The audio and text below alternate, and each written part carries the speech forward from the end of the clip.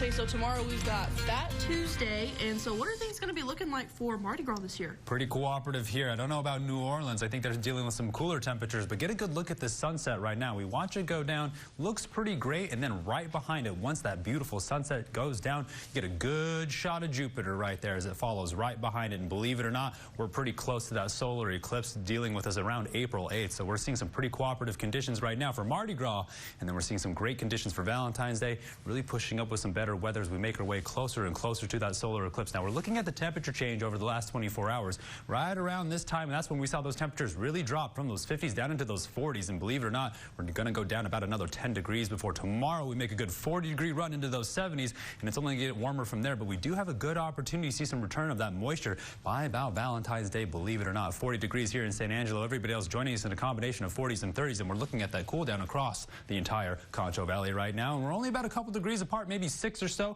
That's pretty standard right now. Again, we're seeing a break from finally those above average temperatures. That was about 2 good weeks of sitting there well above it, and right now we're below it. But I think by tomorrow we could be right about average where we should be this time of the year. Right now the humidity indices have gone way up while those dew points are still in those 30s across the entire region, still in those 60s and those 70s. By tomorrow we could see them touch all the way up into those 100% marks by about tomorrow night, because we are expecting a lot of more moisture to make its return. Now we are still dealing with a lot of it making its way in, but those drier temperatures really across the entire region right now as we continue to see that return of that moisture coming up from the Gulf. Believe it or not, that's going to make its way in here by, again, Wednesday. Mostly dealing with zonal flow across the entire region. Again, we're seeing a shortwave trough push through. That's what's going to give us that precipitation about Wednesday. Then we see that ridging push back in before we start to see a giant cold plunge by the next week, and that's going to drop us back down into those 50s again by about Sunday, if not see a good warm up again by Monday to begin that third week of February. And let's not forget that it's a leap year this year. Right now the satellite showing us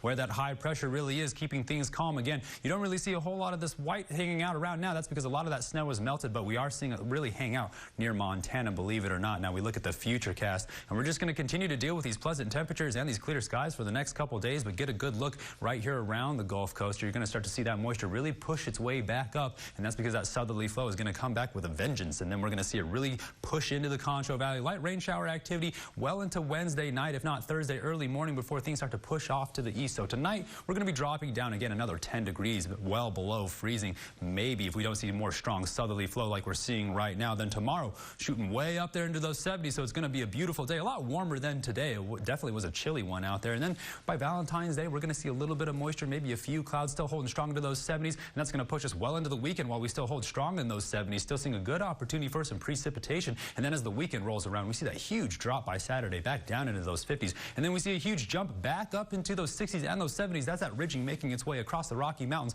while we still deal with a lot of these near freezing temperatures in those 30s. But by next week we could see those temperatures jump all the way back up into those 40s. Stay tuned. We'll have more after the break. You're watching KSAN News at 10.